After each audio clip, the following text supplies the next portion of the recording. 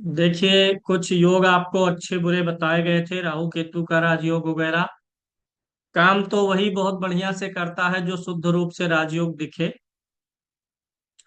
अन्यथा लीपापोती वाला राजयोग कोई राजयोग नहीं होता है।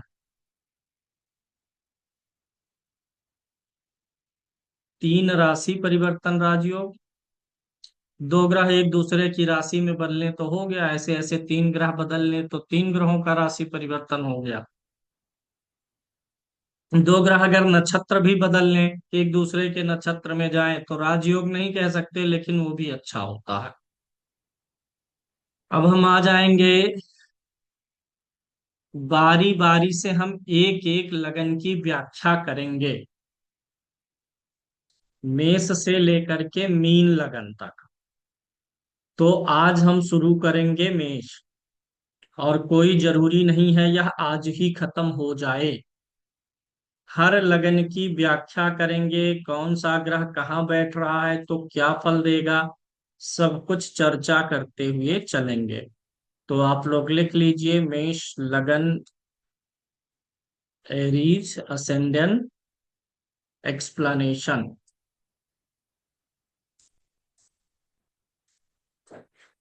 मेष लगन क्या होती है, यहीं से शुरू होती है कुंडली। और याद रखिएगा, मेष लगन की कुंडली को ही काल पुरुष की कुंडली कहते हैं।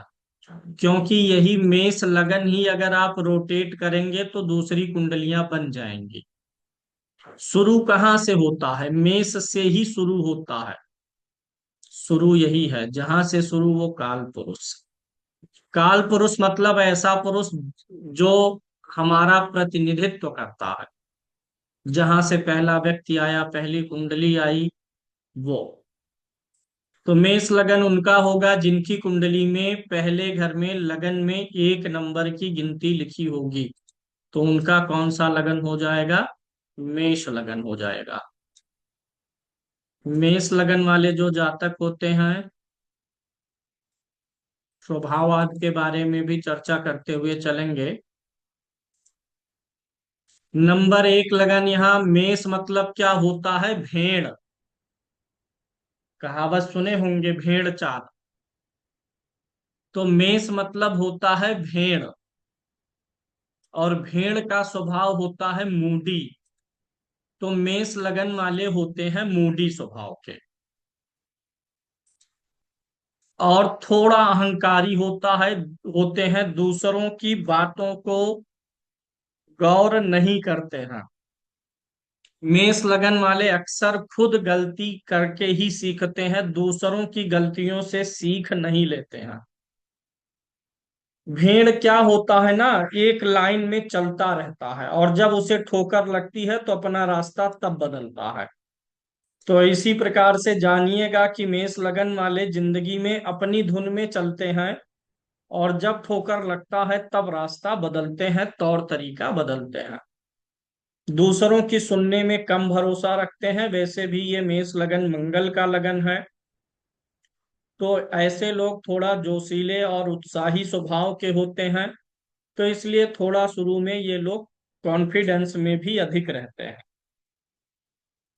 मेष लगन मंगल की लगन है। मंगल सेनापति है, शासन प्रशासन का ग्रह है। तो ऐसे लोग, मेष लगन वाले लोग, दूसरों पे नियंत्रण बनाना भी जानते हैं। क्योंकि सेनापति वही होगा जिसको नियंत्रण बनाना आएगा, अनुशासन बनाना आएगा। तो मंगल में ये ताकत है। तो मेष लगन वाले अनुशासन में रहते हैं, दूसरों के मामले में बहुत ज्यादा टांग नहीं अड़ाते हैं। अपनी धुन में चलेंगे, सही गलत जो कुछ भी हो, लेकिन दूसरों के मामले में बहुत ज्यादा दखल नहीं देते। अब मेष लगन में पहले भाव वाइज हम देखेंगे। पहले घर का और 8वें घर का स्वामी कौन होगा, मंगल होगा। चूंकि मंगल लग्नेश है और 8वें का भी स्वामी है, तो मंगल मेष लगन में विपरीत राजयोग में भाग नहीं लेगा। मंगल का विपरीत राजयोग नहीं लागू होगा, जैसा कि पीछे आपने कल की क्लास में बताया भी गया था। दूसरा क्या है, मंगल लगन का ही फल देगा। अष्टमें सोने से उसको कोई बहुत ज्यादा आठवें घर का स्वामी होने का दोष नहीं लगेगा। अब भाव का स्वामी है तो फल तो देगा ही, गुण देना ही है उसे, लेकिन मेजॉरिटी उसकी लगन की ही रहेगी, इसलिए मंगल इस कुंडली का एक शुभ ग्रह होगा। मंगल अच्छा फल देगा, तो मंगल क्या हो जाएगा, कारक ग्रह हो जाएगा। लगन के स्वामी को क्या बोलते हैं, कारक बोलते हैं। तो मंगल पहला कारक हो गया। द्वितीय भाव का स्वामी शुक्र होगा और सातवें भाव का स्वामी शुक्र होगा। शुक्र यहाँ पर मेष लगन में प्रबल मारक भी हो जाएगा। द्वितीय भाव और सप्तम भाव मारक कहलाता है।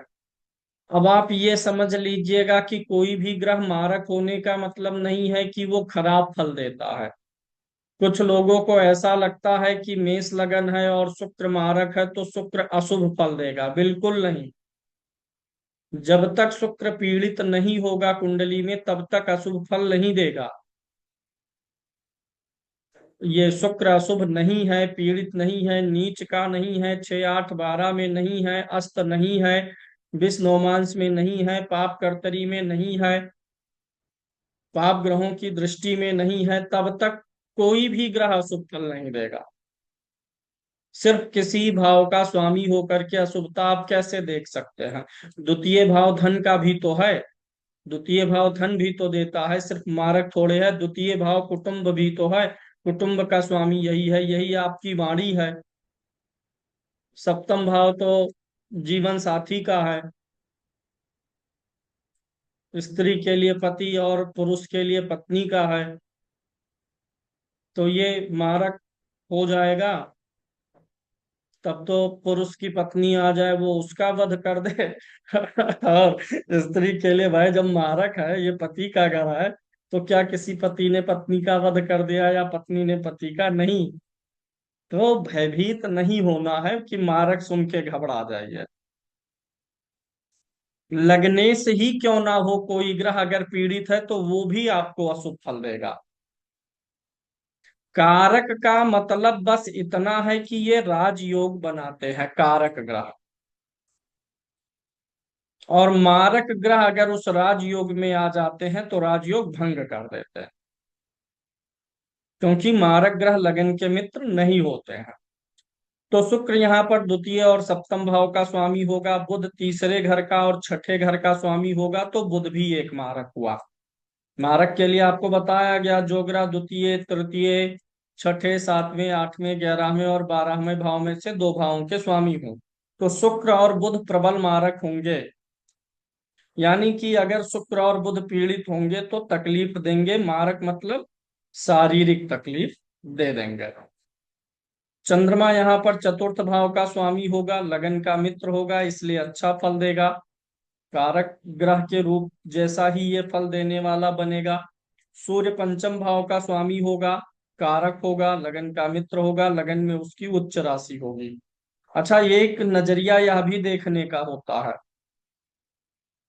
वह ग्रह, कोई भी ग्रह जिसकी उच्च राशि आपके लगन में पड़ती है ना, वह ग्रह आपको महत्वाकांक्षी बनाने का प्रयास करता है। मेष लगन की कुंडली में, मेष लगन जिनका है उनकी कुंडली में सूर्य क्या बनाएगा, महत्वाकांक्षी बनाएगा। लगन में जो राशि है उस राशि में जो ग्रह उच्च होता है, जब उसकी दशा आएगी ना तो आप बड़े बड़े ख्वाब देखेंगे या बड़े स्तर पे जाने के लिए महत्वाकांक्षा पालेंगे। और इसी का अपोजिट नजरिया भी है। जिस ग्रह की नीच राशि लगन में होती है, यहाँ मेष लगन में किसकी उच्च राशि है, सूर्य की। तो मेष लगन में सूर्य जो है महत्वाकांक्षी बनाना चाहता है। और अगर यही शनि को देखेंगे तो शनि नीच का होगा। तो लगन में जिस ग्रह की राशि नीच राशि होती है उस ग्रह की दशा में इच्छाएं महत्वाकांक्षाएं थोड़ा सुस्त हो जाती हैं, मर सी जाती हैं। अच्छा, ये चीज और जानिएगा, कोई भी ग्रह कुंडली में, जैसे मान लीजिए सूर्य पंचम भाव का स्वामी है, सूर्य नवम भाव में बैठ गया, इसी कुंडली में पंचम भाव का स्वामी है सूर्य और नवम में बैठा है। सूर्य कहाँ कहाँ का फल देगा? पंचम का स्वामी है तो पंचम का देगा, नवम में बैठा है तो नवम का फल देगा। तृतीय भाव पर दृष्टि डालेगा तो तृतीय भाव का भी देगा। जिस ग्रह के नक्षत्र में बैठा होगा सूर्य उसका भी फल करेगा। मान लीजिए सूर्य यहीं पर है और सूर्य बुध के नक्षत्र में है, तो तृतीय और छठे भाव का भी फल देगा। इसके अलावा कोई भी ग्रह अपनी दशा अंतरदशा में उसकी उच्च राशि जिस भाव में होती है और नीच राशि जिस भाव में होती है उसका भी फल देता है, वहां बैठे ना बैठे, दृष्टि डाले ना डाले। अपनी दशा अंतरदशा में कोई भी ग्रह अपनी उच्च राशि वाले भाव और नीच राशि वाले भाव का भी फल देता है। दशा वाले अध्याय में इस पे आप विस्तार से जानेंगे कि फल देता तो है, कब अच्छा कब बुरा देता है, दशा वाले में बताया जाएगा। दशा वाली टेक्निक तो आप सिर्फ हमारी थोड़ी सी प्रैक्टिस कर लीजिए ना। अक्सर नए विद्यार्थियों को सबसे ज्यादा कठिन दशा ही लगता है, ये क्या गिनती गिनती लिखा है, सूर्य चंद्रमा बुध फिर आगे डेट और तारीख रहता, वो भ्रमित होते हैं।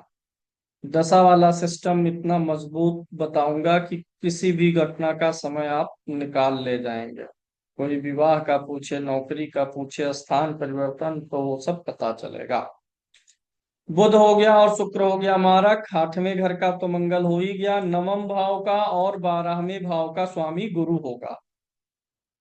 भाई छठा हो ही गया, सातवां हो गया, आठवां मंगल, नवम भाव का और 12वें भाव का स्वामी गुरु होगा। सुखी गुरु, अब आपके मन में डाउट आए गुरु एक खराब घर का एक अच्छे घर का मालिक, तो कारक की मारक क्या?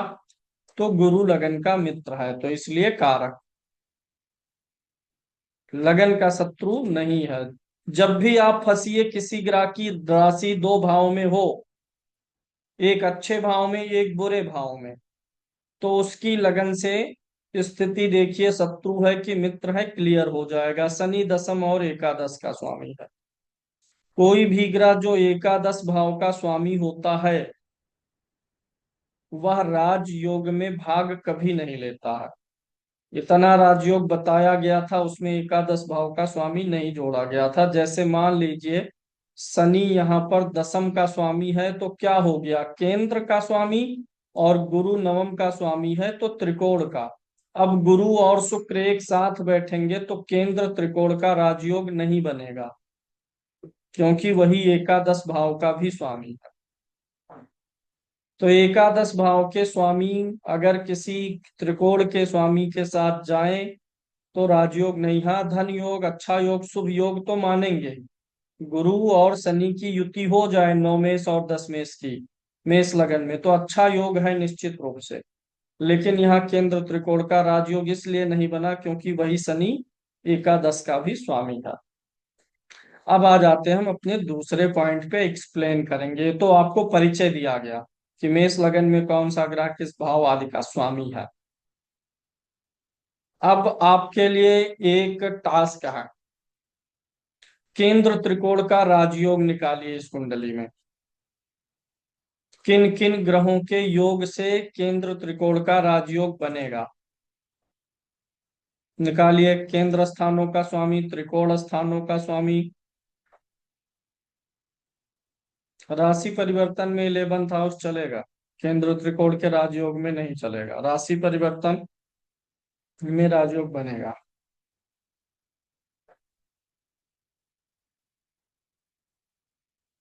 यहाँ पर एक तो मंगल हो गया त्रिकोण का, सूर्य हो गया गुरु, ये तीन ग्रह त्रिकोण के स्वामी। और केंद्र के स्वामियों में दो ग्रह लेंगे, मंगल और चंद्रमा। लगन तो केंद्र त्रिकोण दोनों है ना। शुक्र को हटा दिया गया, क्यों? क्योंकि शुक्र लगन का मित्र नहीं है। शनि को हटा दिया गया, एक तो ये एकादश भाव का भी स्वामी है, ऊपर से लगन का मित्र, क्या लगन में तो उसकी नीच राशि है। तो इस प्रकार से अगर मंगल चंद्रमा की युति बने मेष लगन में, सूर्य चंद्रमा की युति बने, गुरु चंद्रमा की युति बने, गुरु मंगल की युति बनेगा केंद्र या त्रिकोण में, तो केंद्र त्रिकोण का राजयोग हो जाएगा। अगर यह योग इन्हीं केंद्र में या त्रिकोण में बनेगा तो राजयोग, अन्य भावों में जाएगा तो धन योग, छठे आठवें बारहवें में जाएगा तो धन योग बनेगा, लेकिन कमजोर बनेगा, भाव से कमजोर कर देगा, 6 8 12। ये हो गया। अब थोड़ा सा मैं और प्रैक्टिस करवाता हूं आप लोगों की। यहां पर लगन में मंगल होगा तो कौन सा राजयोग बनेगा? रोचक। मंगल दशम में होगा तो कौन सा राजयोग बनेगा? रोचक, पंच महापुरुष राजयोग में। शनि अगर सप्तम में होगा मेष में तो कौन सा राजयोग बनेगा? सस। गुरु अगर चतुर्थ भाव में होगा तो कौन सा बनेगा? हंस। नहीं समझ में आ रहा है? केंद्र में कोई ग्रह उच्च का हो या स्वराशि का होता है तो पंच महापुरुष राजयोग बनता है, सूर्य चंद्रमा को छोड़ के। तो मंगल स्वराशि का है, गुरु उच्च का है, शनि उच्च का है, मंगल उच्च का है, तो ये योग बनेगा। पंच महापुरुष राजयोग वाला योग यहाँ पे बनेगा। यानी कि मेष लगन एक ऐसी लगन है जिसके चारों केंद्रों में एक एक पंच महापुरुष बन सकता है। हर लगन में नहीं मिलता है, हर लगन में नहीं मिलेगा। जैसे वृषभ लगन जब लेंगे तो यहाँ पे वृषभ में बताइए उच्च कौन सा होगा? शुक्र, नहीं बनेगा। और यहाँ आएगा सिंह राशि वृषभ लगन में, पांचवें भाव में कौन सी राशि आएगी? सिंह। इसमें कोई उच्च का नहीं होता है। और अगर सूर्य स्वाग्रही भी होगा तो भी नहीं बनेगा, क्योंकि पंच महापुरुष में सूर्य चंद्रमा को नहीं लिया जाता है। तो मेष एक ऐसी लगन है जिसके चारों केंद्रों में पंच महापुरुष राजयोग बनाने की क्षमता है। यहाँ अगर कौन बैठ जाए? मंगल, यहाँ गुरु, यहाँ शनि और यहाँ भी मंगल, तो बन जाएगा। शनि यहाँ बैठेगा तो भी बनेगा, स्वाग्रही रहेगा। यहाँ भी ससयोग बनेगा, यहाँ भी ससयोग बनेगा। दूसरा आ जाते हैं। अब इसी के साथ साथ आप धन योग भी निकालना सीख लीजिए। धन योग कैसे निकालते हैं? धन के भाव कौन कौन से हैं? अब आवाज सही जा रही होगी, बीच में थोड़ी देर नेटवर्क जो है थोड़ा सा अनस्टेबल हुआ था।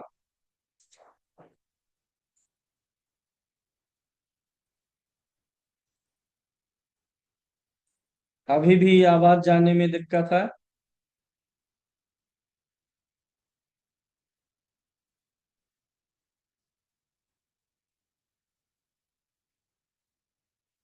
जब भी आवाज ना जाए, दिक्कत रहे कोई, तो कोई युवा व्यक्ति उधर से थोड़ा डांस वगैरह कर दिया करे, आज ब्लू है पानी पानी वगैरह गावा करके, तो मैं समझ जाऊंगा। अब कुछ लोग कहेंगे कि सिर्फ युवाओं को ही डांस करने का अधिकार है, तो कोई भी लोग डांस कर दीजिएगा, हम समझ जाएंगे।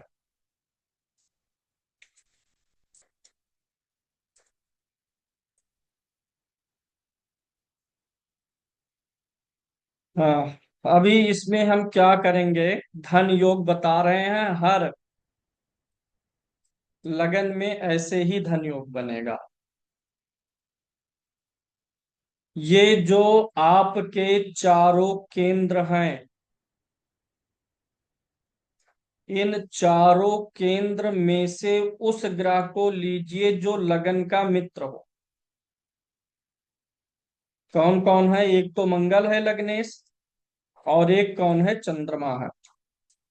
ठीक। चारों केंद्र में चारों ग्रह लगन के मित्र नहीं होंगे, जो लगन के मित्र हों उनको लीजिए। दो ग्रह मिलेंगे, अगर उन दोनों में से किसी ग्रह का संबंध धनेश के साथ होगा तो धन योग होगा, लाभेश के साथ होगा तो धन योग होगा। यानी इसमें शुक्र भले मारक है, लेकिन मंगल शुक्र की युति जो बनेगी ना, ये धन योग बनाएगी। इसी प्रकार से मतलब धन योग कहाँ से बनेगा? द्वितीय भाव से और एकादश भाव से। द्वितीय भाव के स्वामी का संबंध और एकादश भाव के स्वामी का संबंध विष्णु स्थान यानी चारों केंद्र में से उन ग्रहों से बने जो लगन का मित्र हो, तो धन योग। अब यही फार्मूला पंचम नवम पे लागू होगा। अगर धन भाव के स्वामी का संबंध यानी दोनों एक साथ हो, एक दूसरे की राशि में हो, पंचम भाव के स्वामी या नवम भाव के स्वामी से बनेगा, तो भी धन योग बन जाएगा। एकादश भाव का जो स्वामी है, अगर उसका संबंध पंचम या नवम भाव के स्वामी से होगा, तो धन योग बनेगा। एक धन योग और है। अगर द्वितीय भाव और एकादश भाव के स्वामियों का परस्पर कोई संबंध हो, दोनों एक साथ बैठे, एक दूसरे की राशि में बैठे, तो भी धन योग होगा। अब यहाँ पर हम बारी बारी सभी ग्रहों का अध्ययन करेंगे। मेष लगन के हर भाव में हर ग्रह को रख के चेक करेंगे कि शुभ फल मिलेगा कि अशुभ फल मिलेगा। इसीलिए एक एक लगन की क्लास, हो सकता है तीन तीन चार चार क्लास चले। मेष लगन में पहले घर में मंगल सूर्य से शुरू करेंगे। अगर मेष लगन की कुंडली है, पहले भाव में सूर्य बैठा है, तो क्या फल करेगा? ग्रहों का फल उनके स्वभाव पर निर्भर करता है।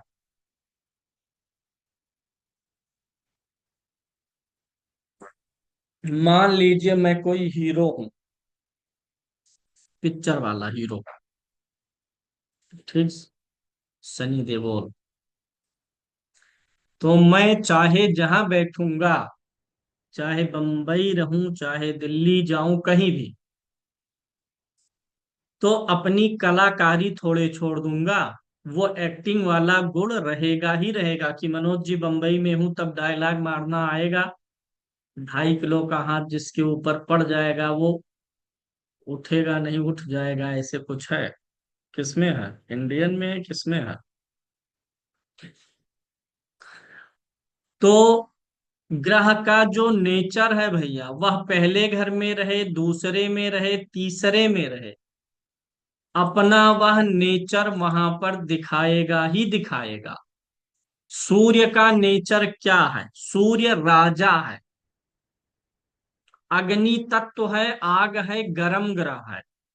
सूर्य का जो भी नेचर है, गर्म वाला जो नेचर है, अनुशासन वाला जो भी नेचर है, वह सब लगन पे लागू हो जाएगा। लगन मतलब कौन है? आप खुद हैं। लगन से किस चीज का विचार होता है? सिर का, मस्तिष्क का विचार होता है लगन से। अब लगन पे ही सूर्य बैठा है, तो पहली चीज, सूर्य गर्म ग्रह है। तो लगन में सूर्य होगा तो जातक की बुद्धि थोड़ा गर्म स्वभाव की होगी। सूर्य गर्म है और लगन बुद्धि है, और मेष राशि भी सिर को ही बताती है। भाव भी सिर वाला है, राशि भी सिर वाली है, ग्रह भी सिर वाला है। सूर्य से भी सिर का विचार होता है। बुद्धि बड़ी तीव्र होगी। सूर्य जो है चमक भी है ना, तेज है, प्रकाश है, चमक है। थोड़ा स्वभाव नेचर बुद्धि गर्म मिजाज का तो होगा, लेकिन बुद्धि बड़ी शार्प भी होगी, तेज भी होगी। और लगन माने हम, तो यानी जो ग्रह लगन में बैठेगा वैसा स्वभाव हमारे अंदर आएगा। सूर्य अनुशासन का ग्रह है, तो व्यक्ति को अनुशासन में डालेगा।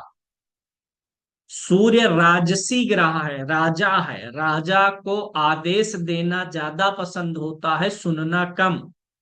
राजा जब आदेश सुनेगा तो वो राजा काहे का? राजा तो आदेश देने के लिए होता है ना। तो लगन में सूर्य हो तो व्यक्ति राजसी प्रवृत्ति अर्थात ऑर्डर देना ज्यादा पसंद करेगा, सुनाना ज्यादा पसंद करेगा, सुनना कम पसंद करेगा। यानी कि स्वभाव थोड़ा सा उग्र होगा। एक चीज हमेशा याद रखिएगा, सूर्य जहां बैठेगा, जिस किसी भी भाव में बैठेगा, उस भाव से जहां बैठेगा या जहां दृष्टि डालेगा, दोनों जगह पे वह हमेशा अनुशासन की डिमांड करेगा। Sun demands discipline wherever it sits और इट्स सी। जहां कहीं भी बैठेगा देखेगा अनुशासन चाहेगा।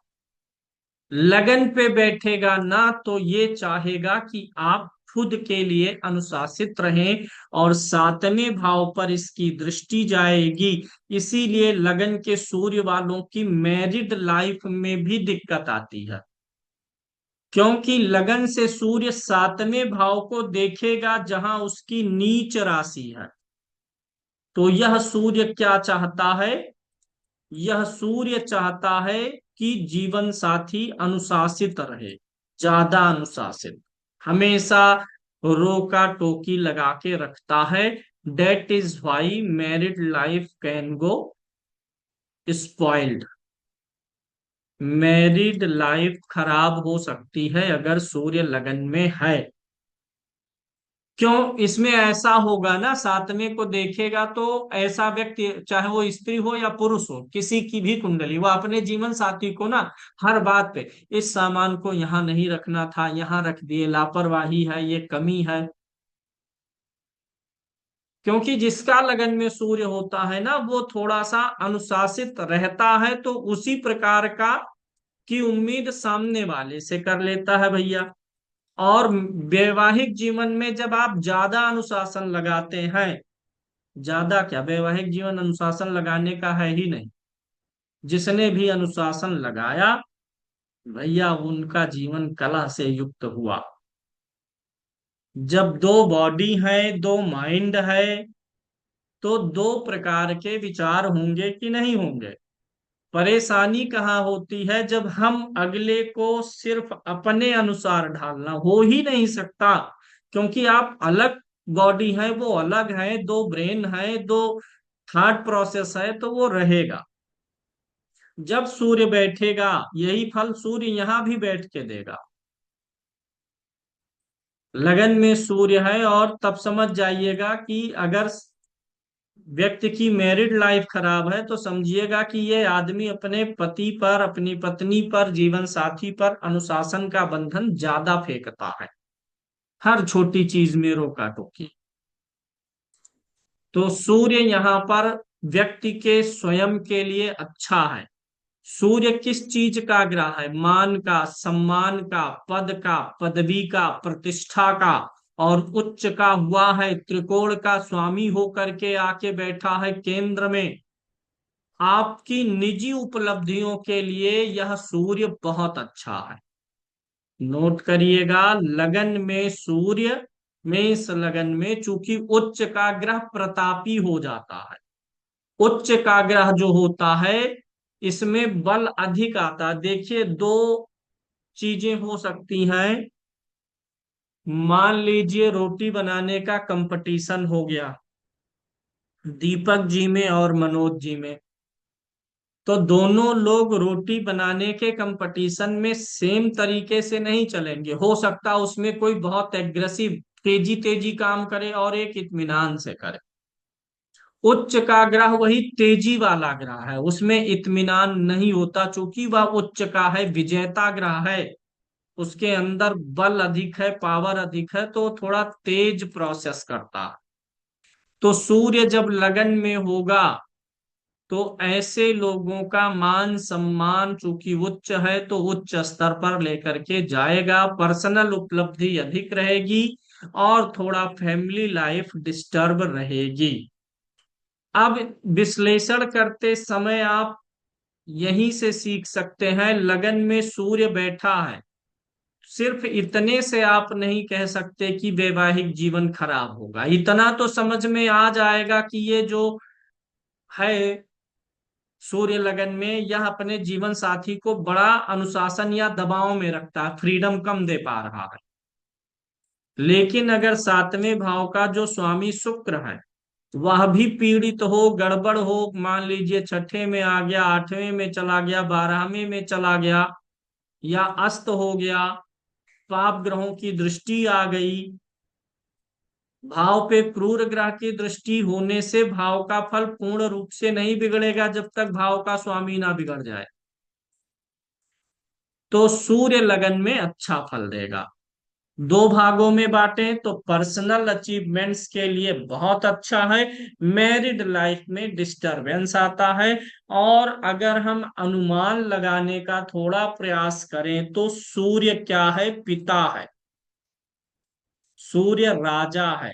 तो पिता, गार्जियन, जो आपके श्रेष्ठ आपके ऊपर हैं, उनके द्वारा कुछ परेशानियां भी आ सकती हैं, दोनों के बीच में तनाव का कारण बन सकती है।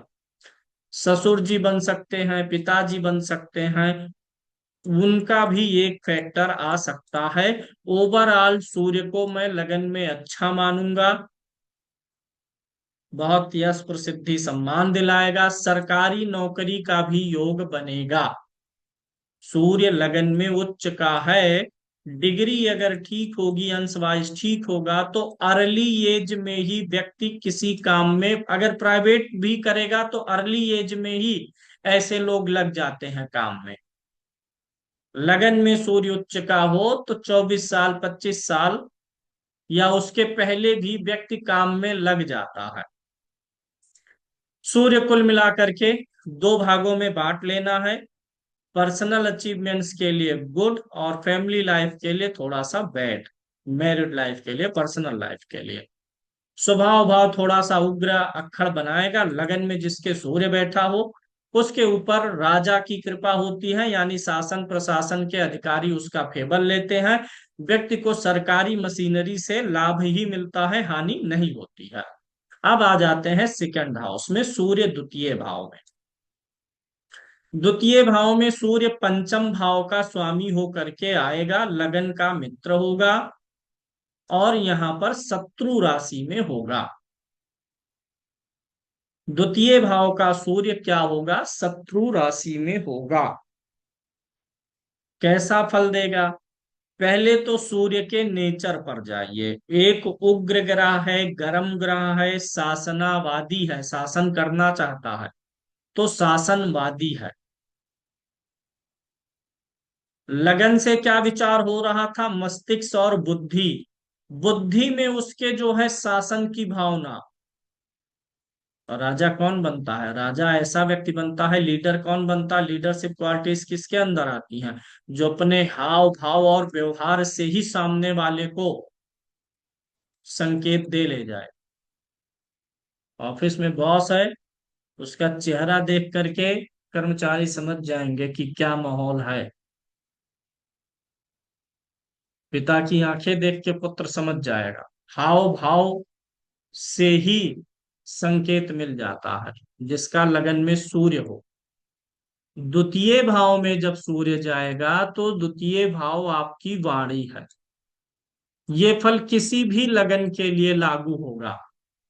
मेष में ना ही सूर्य हो, किसी दूसरी ही राशि में होगा तो भी यह फल लागू होगा, बशर्ते राशि बदलने से अच्छा बुरा बदल जाएगा। क्योंकि मेष में क्या है, कारक ग्रह है, तो पर्सनल अचीवमेंट्स बहुत अच्छी दे देगा। यहां पर अगर तुला राशि में आ गया, सूर्य लगन में ही है लेकिन तुला में है, सूर्य लगन में मेष का है, उच्च का है, तो जो ईगो आएगा वह आत्मसम्मान की भावना में आएगा। वह इतना नहीं होगा कि दूसरों को परेशान करे, घमंडी बनाए। एक आत्मसम्मान का रहेगा कि मैं हूं क्या, उस हिसाब से ट्रीटमेंट। लेकिन जब सूर्य नीच का ही होगा लगन में, तो वही जो स्वाभिमान रहेगा ना, वो बेवजह की चीजों के लिए रहेगा, अहंकार में बदल जाएगा। फल तो लगभग हर लगन में भाव में बैठ करके सेम ही देगा। द्वितीय भाव में सूर्य होगा तो यहाँ शत्रु राशि में होगा। द्वितीय भाव वाणी का होता है और शत्रु राशि में है, तो आपकी वाणी कुछ ऐसी होगी ना जिससे लोगों को लगेगा कि आप शत्रुतापूर्ण तरीके से बोल रहे हैं। आप अपनी तरफ से अच्छा बोलेंगे, आपको लगेगा कि मैं बड़ा मधुर बोल रहा हूं, लेकिन अगले को आपकी वाणी कड़वी लगेगी। दूसरा भाव वाणी का है और वाणी के लिए शुभ ग्रह अच्छा है, ना कि क्रूर ग्रह अच्छा है। वाणी को क्रूर बनाएगा यहाँ पर बैठ करके सूर्य। दूसरा, शत्रु राशि का ग्रह क्या होता है? आप में से किसी को ले जा करके दुश्मन के घर में छोड़ दिया जाए तो आप क्या रहेंगे? भयभीत रहेंगे। तो शत्रु राशि का ग्रह भयभीत होता है। तो ऐसे लोग थोड़ा अपनी वाणी वगैरह में भयभीत रहेंगे। कहीं पब्लिक स्पीकिंग करना है, बोलना है लोगों के बीच में, तो वो स्पीकिंग नहीं आ पाएगी, क्योंकि शत्रु राशि में सूर्य होगा तो वाणी निकलते समय मन में डर और भय लगेगा। द्वितीय भाव का सूर्य धन की वृद्धि भी नहीं करता है। भाई अग्नि तत्व का ग्रह है, आग है, और वैसे भी समझ लीजिए राजा है, तो राजा, हर राजा धन पाना चाहता है, खर्चा कम करना चाहता है, टैक्स भरपूर लेना चाहेगा, तमाम प्रकार के सर्विस टैक्स, जीएसटी, उसके बाद और कुछ, तो राजा टैक्स लेना चाहता है। और जब शत्रु राशि में है यहाँ पर, तो व्यक्ति को धन की समस्याएं भी देता है। जीवन में अगर सूर्य यहाँ पर है तो आपको सरकारी मामलों में कई बार फाइन लग सकता है। कुछ ऐसा होगा जहां से आपको पैसा गवर्नमेंट को देना पड़ेगा। गाड़ी का चालान आपके होने की संभावना अधिक रहेगी, या अन्य किसी भी प्रकार से द्वितीय भाव का सूर्य होने पर, अगर वह शत्रु राशि में है,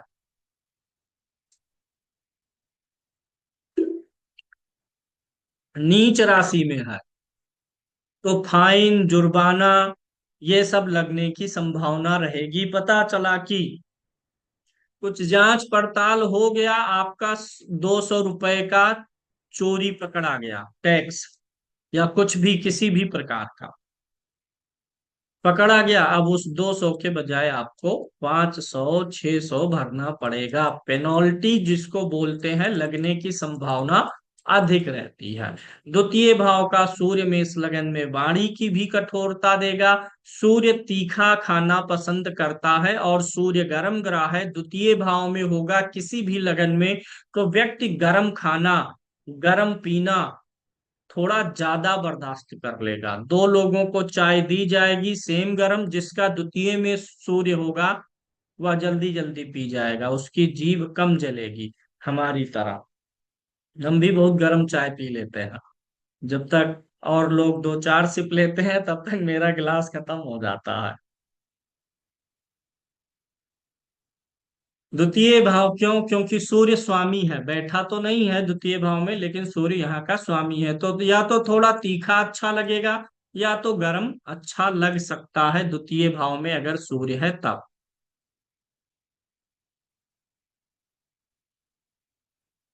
चारों केंद्रों में चतुसागर बन जाएगा, तो बताया तो राजयोग, राजयोग होता है चारों केंद्रों में ग्रह होकर के। अब उसमें कैसा होगा क्या बता दें। राजयोग होगा तो धन मिलेगा, गाड़ी मिलेगा, मकान मिलेगा। अब ये तो होगा नहीं, इंद्र महाराज आएंगे कहेंगे चलो भैया स्वागत है, स्वर्ग का सिंहासन लो। पृथ्वी पर ही सुखी संपन्न होंगे। वृषभ वाला फिर से बता दीजिए। बता तो रहा हूँ, उसी पे बोल ही रहा हूँ दिव्या जी। सर अगर ये लोग अष्टम भाव में बने तो क्या शुभ फल देंगे? कौन सा योग अष्टम भाव में बन जाए? बताया हूं, अगर 6, 8, 12 में बनेगा तो फल खराब हो जाता है।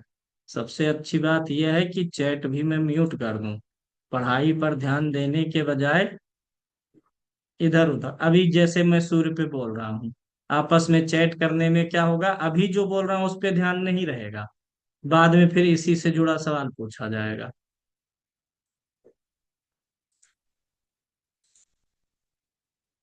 तो अगर द्वितीय भाव में सूर्य है तो गर्म ग्रह है, और वाणी उसकी जो है आदेशवादी रहेगी, क्योंकि सूर्य आदेश देने का काम करता है।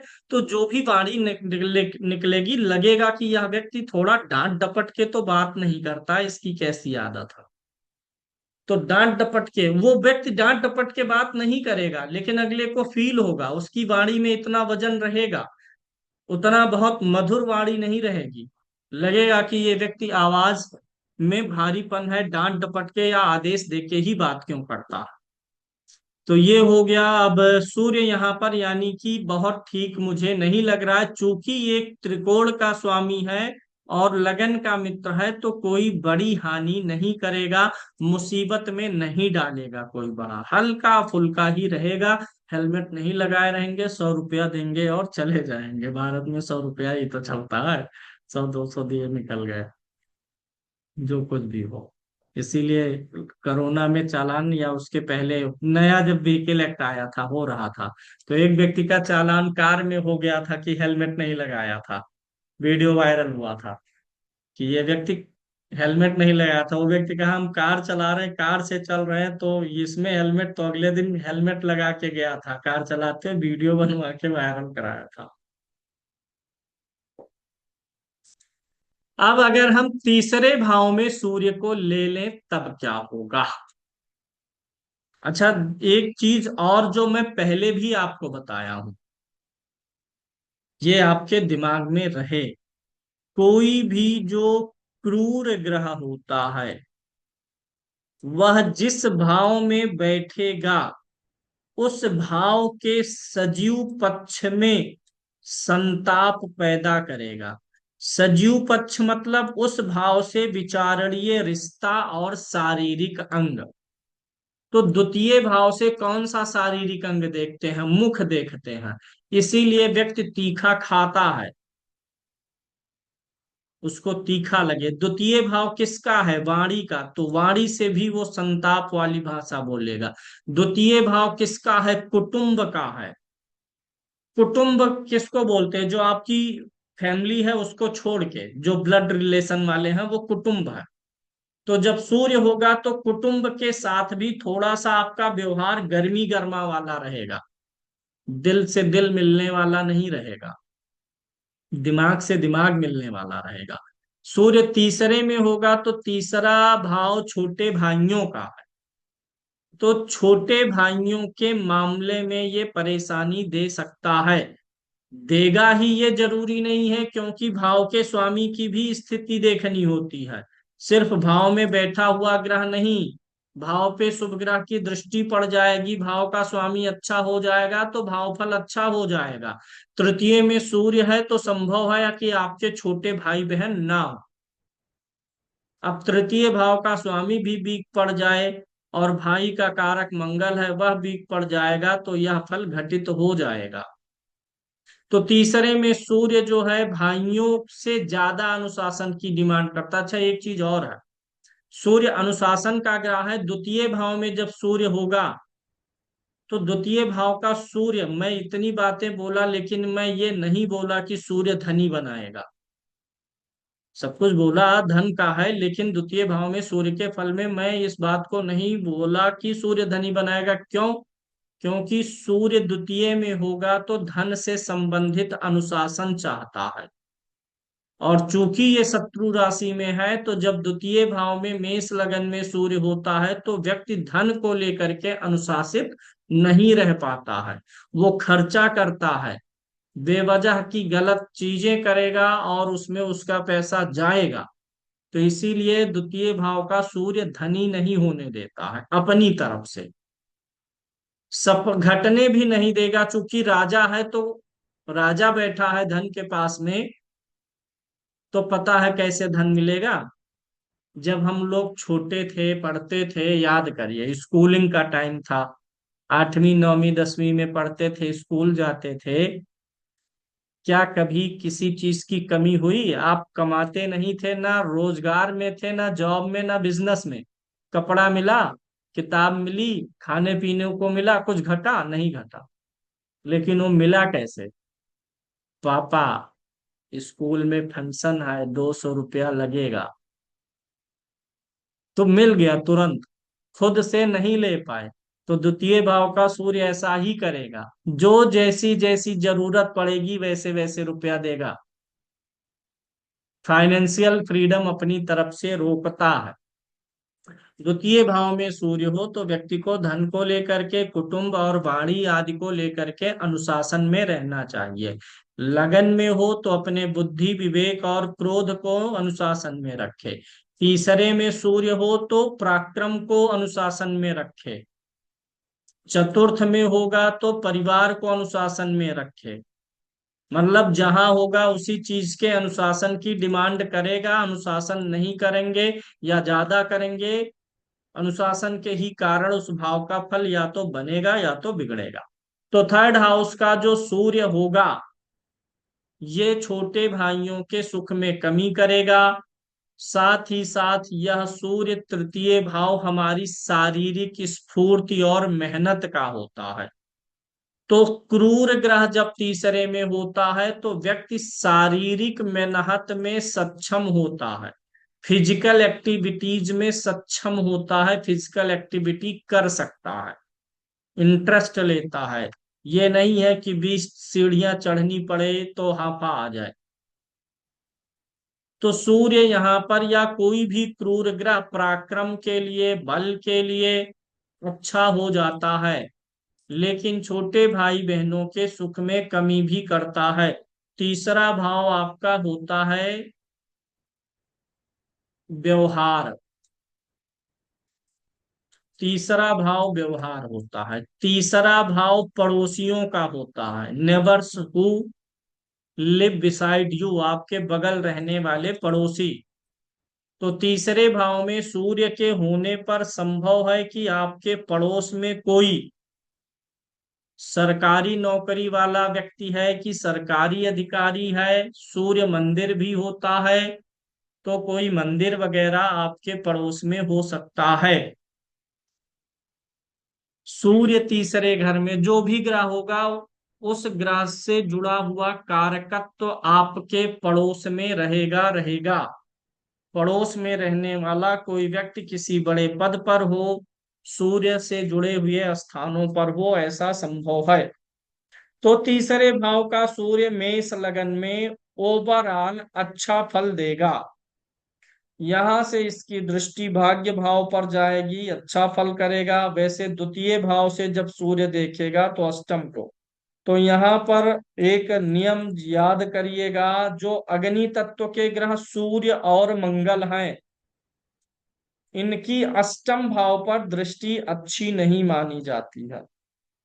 अगर अपने घर को देखेंगे तो थोड़ा सा ठीक है, अन्यथा अष्टम भाव पे सूर्य और मंगल की दृष्टि तनाव पैदा करती है, बेवजह का ऐसे मूड गरम गरम सा रहेगा, थोड़ा सा बेवजह का गुस्सा लग, छोटी छोटी बातों पे चिढ़े चिढ़े से रहेंगे। चौथे भाव का सूर्य अगर होगा तो यह ठीक फल देगा।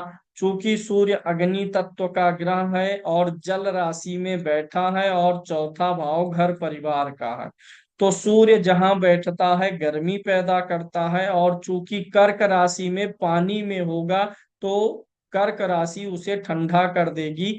इसलिए मेष लगन में चौथे भाव के सूर्य में पारिवारिक गर्मी यानी पारिवारिक कला मनमुटाव में कमी आ जाती है।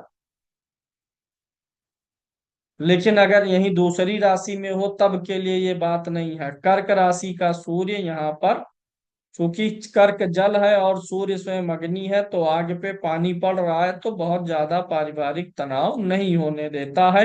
हाँ, ये है कि चौथा भाव माता का है, माता की राशि भी है और सूर्य गर्म ग्रह है, तो जातक का माता के साथ में मतभेद रह सकता है।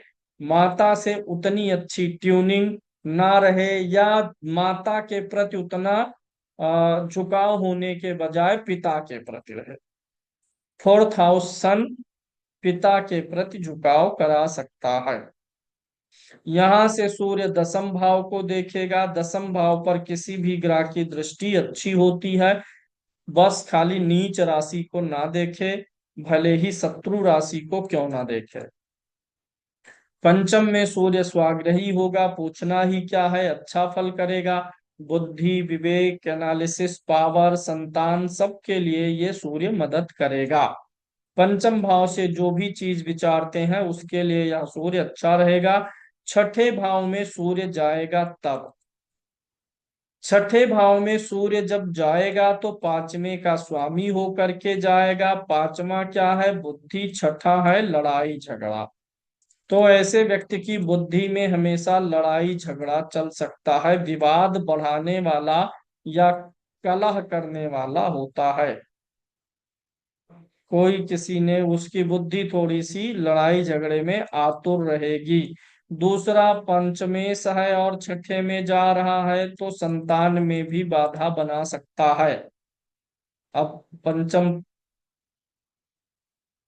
पे किस ग्रह की दृष्टि है, गुरु कैसा है, वो सब भी देखेंगे, लेकिन पंचमेश क्योंकि कोई भी भाव का स्वामी छठे, आठवें, बारह में जाकर के भाव का फल बिगाड़ता है। तो सूर्य जब आएगा छठे में पंचमेश होकर के तो संतान में देरी, संतान में दिक्कत, संतान के समय तकलीफ की संभावना रहेगी। लेकिन छठे भाव में किसी भी क्रूर ग्रह का होना यह अच्छा फल देता है, शत्रुहंता योग बनाता है। तीसरा भाव, छठा भाव और 11वां भाव, यहाँ पर क्रूर ग्रह बहुत अच्छा फल देते हैं। Third house, sixth house and 11th house are good result giving for malefic planets. जो बुरे ग्रह हैं, अशुभ ग्रह हैं, क्रूर ग्रह हैं, उनके लिए ये अच्छा फल निकालता है। अगर यहाँ पर ग्रह नीच का हो, तीसरे, छठे और 11वें भाव में कोई क्रूर ग्रह नीच का हो, यह भी अच्छा फल देता है। मान लीजिए तीसरे में कोई क्रूर ग्रह मंगल है, नीच का है। ठीक है, भाई का सुख छोटे भाई का नहीं रहेगा, it does not matter so much, इससे इतना फर्क नहीं पड़ता, छोटे भाई नहीं होंगे, आप आखिरी संतान होंगे माता पिता की। छोटे भाई के सुख में कमी करेगा, लेकिन यह मंगल आपके पर्सनल अचीवमेंट्स के लिए अच्छा होगा। यहाँ पर होगा तो भी अच्छा होगा, यहाँ पर भी अगर वह नीच का है और वक्री हो गया तो और भी अच्छा है। तो third house, sixth house and 11th house नीच के क्रूर ग्रह के लिए अच्छे होते हैं, आपके पर्सनल जीवन में चुनौतियों से लड़ने की क्षमता बढ़ा देते हैं। तो अगर सूर्य छठे में है तो शत्रुहंता योग बनाएगा। कभी कभी नौकरी का भाव भी छठा होता है तो नौकरी सरकारी का भी योग बना देगा। छठा भाव सरकारी नौकरी के लिए अच्छा, द्वितीय भाव में भी सूर्य सरकारी नौकरी का योग बना सकता है, बशर्ते जो दसम भाव का स्वामी है, नक्षत्र वगैरह भी देखेंगे, क्योंकि द्वितीय भाव धन का है और सूर्य राजा है, राजा के माध्यम से भी धन आने का योग बनेगा। छठा भाव नौकरी का है, सूर्य राजा है तो राजा की नौकरी करने का योग बन सकता है, शत्रुहंता योग रहेगा। सबसे बुरा प्रभाव सूर्य मेष लगन में सप्तम भाव में देगा, नोट करिएगा। मेष लगन में सूर्य सबसे अच्छा प्रभाव नवम भाव में देता है और सबसे बुरा प्रभाव सप्तम में देता है। सेवंथ हाउस में सूर्य नीच का होगा। एक तो आग वाला ग्रह है, आग का गोला है, और नीच मतलब उसकी जो एनर्जी है वो बिगड़ गई है। तो सातवें भाव में नीच का सूर्य विवाह होने में दिक्कत उत्पन्न करेगा। It will cause problems in marriage, before marriage, delay in marriage और आफ्टर मैरिज, ये प्रॉब्लम्स क्रिएट करेगा। सातवें भाव का नीच का सूर्य ठीक नहीं है। आपका जो जीवन साथी होगा वो स्वभाव में उग्र, अड़ियल, घमंडी, रूखा रूखा सा रहने वाला, पर्सनल रिलेशनशिप में इंटरेस्ट ना लेना, मतलब एक आकर्षण जो होता है एक दूसरे में, पति पत्नी में, वो सब सूर्य उत्पन्न नहीं करता है। सूर्य का नेचर ऐसा जानिएगा ना कि सूर्य संतान का समर्थक है लेकिन विवाह का समर्थक नहीं है। सूर्य की पत्नी संध्या सूर्य को चली गई थी छोड़ के, क्योंकि सूर्य महाराज के अंदर बड़ा तेज था, वो सहन नहीं कर पा रही थी। तो सूर्य जो है ना, ये बहुत स्त्रीवादी ग्रह नहीं है। ये चाहता है कि हाँ पुत्र की प्राप्ति हो, क्योंकि उसे अपना उत्तराधिकारी चाहिए, लेकिन पत्नी से बहुत इसे मोह माया नहीं रहता है। गर्म ग्रह है, उग्र है, राजा है, ढीठ ग्रह है, शासन करना इसको पसंद है।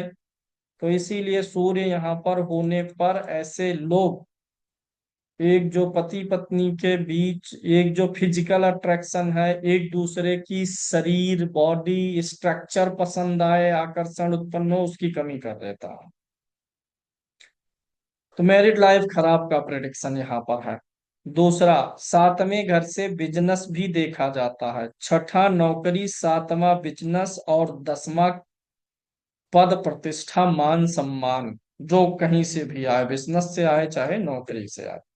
तो सातवें का सूर्य बिजनेस में पार्टनरशिप के लिए बुरा हो जाएगा। सातवें भाव से पार्टनरशिप देखते हैं, तो ये बिजनेस में पार्टनरशिप के लिए गड़बड़ है।